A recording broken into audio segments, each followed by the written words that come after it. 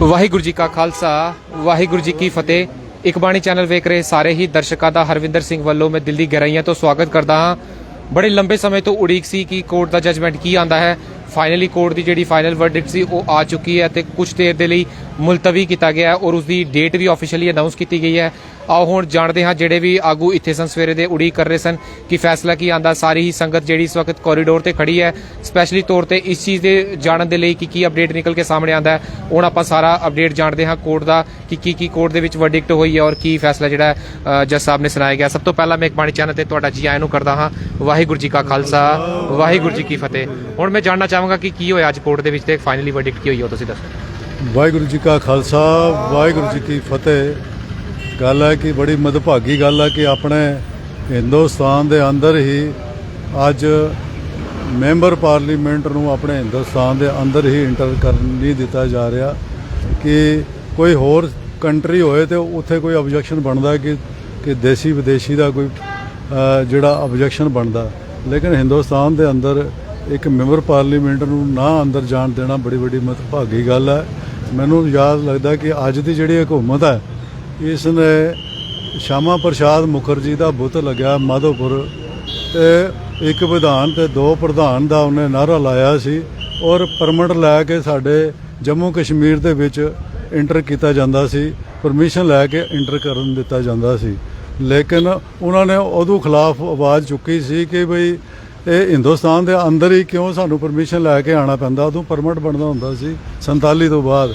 ਤੇ ਮੈਨੂੰ ਅੱਜ ਲੱਗਦਾ ਪਿਆ ਕਿ ਅੱਜ ਉਹ ਸਮਾਂ ਦੁਬਾਰਾ ਆ ਗਿਆ ਕਿਉਂਕਿ ਜਿੱਥੇ ਕਿ ਉੱਥੇ ਪਰਮਿਟ ਦੀ ਪਰਮਿਸ਼ਨ ਲੈ ਕੇ ਤੇ ਫਿਰ ਵੀ ਜਾਣ ਦਿੱਤਾ ਜਾਂਦਾ ਸੀ, ਲੇਕਿਨ ਅੱਜ ਸਾਡੀਆਂ ਸਰਕਾਰਾਂ ਨੇ ਉਹਨਾਂ ਨੂੰ ਪਰਮਿਸ਼ਨ ਦੇ ਕੇ ਵੀ ਪਰਮਿਸ਼ਨ ਫਿਰ ਦੁਬਾਰਾ ਕੈਂਸਲ ਕਰ ਦਿੱਤੀ।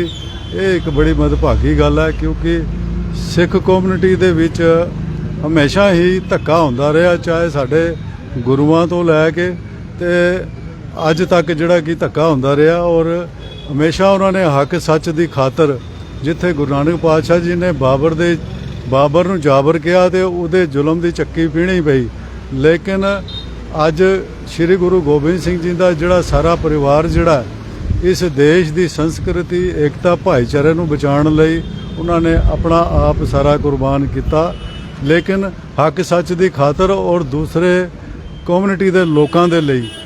ਲੇਕਿਨ ਅੱਜ ਉਸ ਦਾ ਸਿਲਾ ਜਿਹੜਾ ਸਾਨੂੰ ਇਹ ਮਿਲ ਰਿਹਾ ਕਿ ਅੱਜ ਜਿਹੜੇ ਕਿ ਸਾਡੇ ਮੈਂਬਰ ਪਾਰਲੀਮੈਂਟ ਜਿਹੜੇ ਸੰਗਰੂਰ ਤੋਂ ਜਿੱਤੇ ਹੋਏ ਉਹਨਾਂ ਨੂੰ ਸਾਨੂੰ ਇੱਥੇ ਹਿੰਦੁਸਤਾਨ ਦੀ ਜਿਹੜੀ ਸਾਡੀ ਸਰਕਾਰ ਹੈ, ਜੰਮੂ ਕਸ਼ਮੀਰ ਦੀ ਸਰਕਾਰ ਨੂੰ ਇੰਨਾ ਖਤਰਾ ਪੈਦਾ ਹੋ ਗਿਆ ਕਿ ਇੱਕ ਬੰਦਾ ਜਿਹੜਾ ਹੈ ਉਹ ਉੱਥੇ ਜਾਣ ਲਈ ਸਾਡੀ ਜਿਹੜੀ ਸਰਕਾਰ ਨੂੰ ਇਤਨਾ ਖਤਰਾ ਮਹਿਸੂਸ ਹੋ ਗਿਆ ਕਿ ਉਹਨਾਂ ਨੇ ਉਹਦੇ ਤੇ ਰੋਕ ਲਗਾ ਦਿੱਤੀ ਹੈ। ਪੂਰਨ ਰੂਪ ਤੇ ਪੁੱਛਣਾ ਚਾਹਾਂਗਾ ਕਿ ਅੱਜ ਕੋਰਟ ਦੀ ਹੀਅਰਿੰਗ ਦਾ ਕੀ ਕਾਰਗੁਜ਼ਾਰੀ ਰਹੀ ਹੈ ਔਰ ਕੀ ਫਾਈਨਲ ਆਇਆ ਇਸ ਦੇ ਉੱਪਰ ਕਿ ਕਦੋਂ ਅੱਗੇ ਦੀ ਤਰੀਕ ਵਧਣੀ ਹੈ। ਕੋਰਟ ਦੀ ਹੀਅਰਿੰਗ ਇਹ ਆਈ ਹੈ ਕਿ ਪਹਿਲਾਂ ਤੇ ਸਾਨੂੰ ਖਦਸ਼ਾ ਸੀ ਕਿ ਬਿਨ ਜਿਹੜੇ ਵਕੀਲ ਹੈ ਉਹ ਇਹ ਗੱਲ ਕਰਦੇ ਸੀ ਕਿ ਜਿਹੜਾ ਸੈਸ਼ਨ ਜੱਜ ਹੈ ਇਹ ਸੁਣ ਨਹੀਂ ਸਕਦਾ, ਇਹ ਜਿਹੜੀ ਡਿਸਟ੍ਰਿਕਟ ਮੈਜਿਸਟ੍ਰੇਟ ਦਾ ਜਿਹੜਾ ਆਰਡਰ ਹੈ ਉਹਨੂੰ ਸੈਸ਼ਨ ਜੱਜ ਸੁਣ ਨਹੀਂ ਸਕਦਾ, ਇਹ ਇੱਥੇ ਹੀ ਡਿਸਮਿਸ ਹੋ ਜਾਣਾ ਹੈ ਤੇ ਇਹ ਹਾਈ ਕੋਰਟ ਸੁਣਦੀ ਹੈ।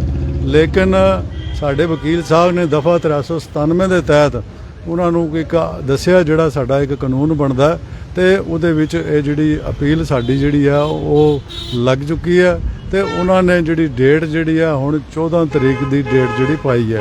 ਅੱਜ ਦੇ ਅਗਰ ਮੈਂ ਪੂਰਨ ਰੂਪ ਤੋਂ ਪੁੱਛਾਂ ਕਿਉਂਕਿ ਕਿਹਾ ਜਾ ਰਿਹਾ ਸੀ 10 ਵਜੇ ਤੱਕ ਐਡਮਿਨਿਸਟ੍ਰੇਸ਼ਨ ਤੋਂ ਜਵਾਬ ਮੰਗਿਆ ਤੇ ਉਹਨਾਂ ਦੀ ਤਰਫ ਤੋਂ ਕੀ ਜਵਾਬ ਸਬਮਿਟ ਕੀਤਾ ਗਿਆ।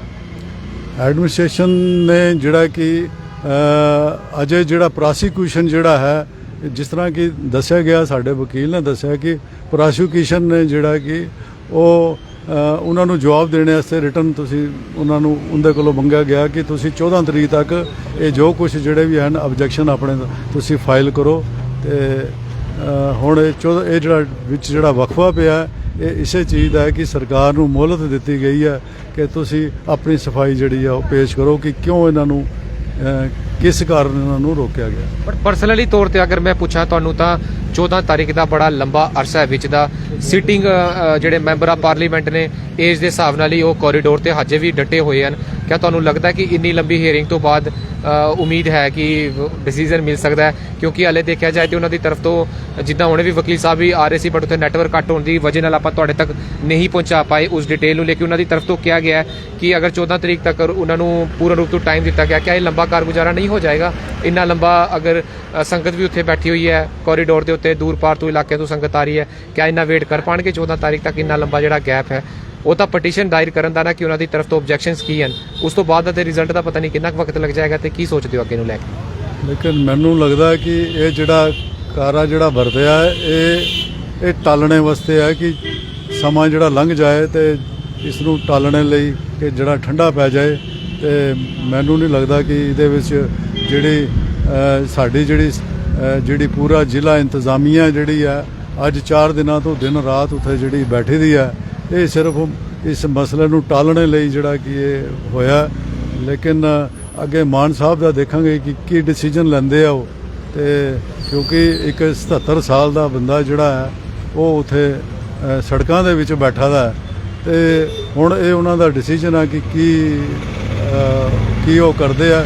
ਲੇਕਿਨ ਅਸੀਂ ਤੇ ਜ਼ਿਲ੍ਹਾ ਗੁਰਦੁਆਰਾ ਪ੍ਰਬੰਧਕ ਕਮੇਟੀ ਤੇ ਅਸੀਂ ਰਿਕੁਐਸਟ ਕਰਾਂਗੇ ਕਿ ਇਹ ਬੜਾ ਲੰਬਾ ਪ੍ਰੋਸੈਸ ਹੈ ਤੇ ਸਾਨੂੰ ਉਹਨਾਂ ਦੀ ਜ਼ਰੂਰਤ ਵੀ ਹੈ, ਕਿਉਂਕਿ ਜ਼ਾਲਮ ਸਰਕਾਰ ਜਿਸਲੇ ਕੋਈ ਹੋ ਜਾਏ ਤੇ ਉਸ ਵਕਤ ਫਿਰ ਆਪਣੇ ਲੀਡਰ ਨੂੰ ਬਚਾਉਣਾ ਵੀ ਸਾਡੀ ਇੱਕ ਜ਼ਿੰਮੇਵਾਰੀ ਬਣਦੀ ਹੈ ਕਿ ਅਸੀਂ ਤੇ ਉਹਨਾਂ ਨੂੰ ਇਹੋ ਰਾਏ ਦੇਵਾਂਗੇ ਕਿ ਆਪਣੇ ਉਮਰ ਦੇ ਤਕਾਜ਼ੇ ਦੇ ਨਾਲ ਅਗਰ ਜ਼ੁਲਮ ਨਾਲ ਲੜਨਾ, ਜ਼ਾਲਮ ਨਾਲ ਲੜਨਾ ਤੇ ਇਹਦੇ ਵਾਸਤੇ ਸਾਨੂੰ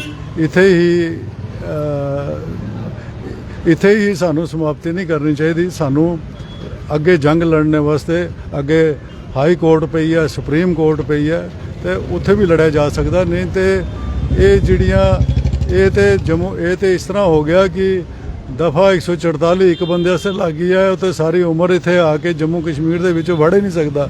ਤੇ ਜਿੰਨੀ ਦੇਰ ਇਸ ਨੂੰ ਕੋਰਟ ਦੇ ਵਿੱਚ ਫਾਈਟ ਨਹੀਂ ਕਰਨਗੇ ਤੇ ਇਹ ਕੰਮ ਤੇ ਰੋਜ਼ ਚੱਲੇ ਹੀ ਰਹਿਣਾ। ਫਿਰ ਰੋਜ਼ ਆਣਗੇ ਤੇ ਰੋਜ਼ ਗ੍ਰਿਫਤਾਰ ਕਰ ਲੈਣਗੇ ਤੇ ਸਾਡਾ ਜਿਹੜਾ ਲੀਡਰ ਆ ਉਸ ਨੂੰ ਸਾਡੇ ਲੋਕਾਂ ਤੋਂ ਮਹਿਰੂਮ ਰਹਿਣਾ ਪਏਗਾ।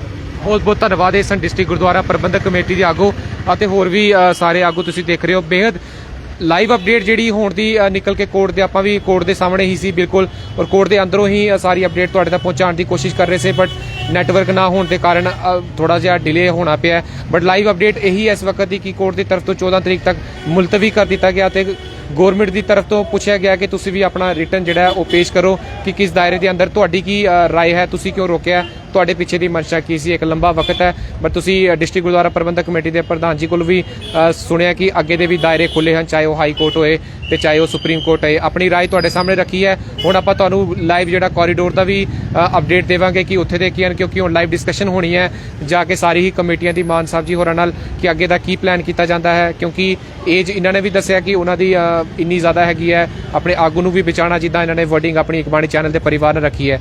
ਮੈਂ ਫਿਰ ਤੋਂ ਇਹ ਅਪਡੇਟ ਦਿੰਦਿਆਂ ਹੋਇਆ ਤੁਹਾਡੇ ਤੋਂ ਅਲਵਿਦਾ ਮੰਗਾਂਗਾ ਤੇ ਨਾਲ ਹੀ ਪਲ ਪਲ ਦੀ ਜਾਣਕਾਰੀ ਆਪਾਂ ਤੁਹਾਡੇ ਸਾਹਮਣੇ ਅਪਡੇਟ ਕਰਦੇ ਰਾਂਗੇ ਔਰ ਅਸੀਂ ਕੋਸ਼ਿਸ਼ ਕਰਾਂਗੇ ਹੁਣ ਕੋਰੀਡੋਰ ਤੇ ਜਾ ਕੇ ਤੁਹਾਨੂੰ ਉੱਥੇ ਦੇ ਵੀ ਲਾਈਵ ਵਿਜ਼ੂਅਲ ਦੱਸ ਸਕੀਏ ਤਾਂ ਕਿ ਇਹਨਾਂ ਦੀ ਤਰਫ ਤੋਂ ਅਗਲਾ ਡਿਸੀਜਨ ਕਿੱਦਾਂ ਦਾ ਲਿੱਤਾ ਗਿਆ। ਕਿਉਂਕਿ 14 ਤਰੀਕ ਦਾ ਤੇ ਅੱਜ ਦਾ ਵਕਤ ਦੇਖਿਆ ਜਾਏ ਤੇ ਮੇਰੇ ਹਿਸਾਬ ਨਾਲ ਕਾਫੀ ਲੰਬਾ ਵਕਤ ਹੈ, ਤਾਂ ਕੁਝ ਨਾ ਕੁਝ ਤਾਂ ਹੁਣ ਡਿਸਕਸ਼ਨ ਦੀ ਜ਼ਰੂਰਤ ਸਾਰੀ ਹੀ ਕਮੇਟੀਆਂ ਨੂੰ ਹਨ ਜਿਹੜੇ ਮੋਰਚੇ ਤੇ ਡਟੇ ਹੋਏ ਹਨ। ਇੰਨਾ ਹੀ ਕਹਿੰਦਾ ਹੋਇਆ ਤੁਹਾਡੇ ਤੋਂ ਅਲਵਿਦਾ ਮੰਗਦਾ ਹਾਂ। ਦਿਓ ਅਸੀਸਾਂ। ਵਾਹਿਗੁਰੂ ਜੀ ਕਾ ਖਾਲਸਾ, ਵਾਹਿਗੁਰੂ ਜੀ ਕੀ ਫਤਿਹ।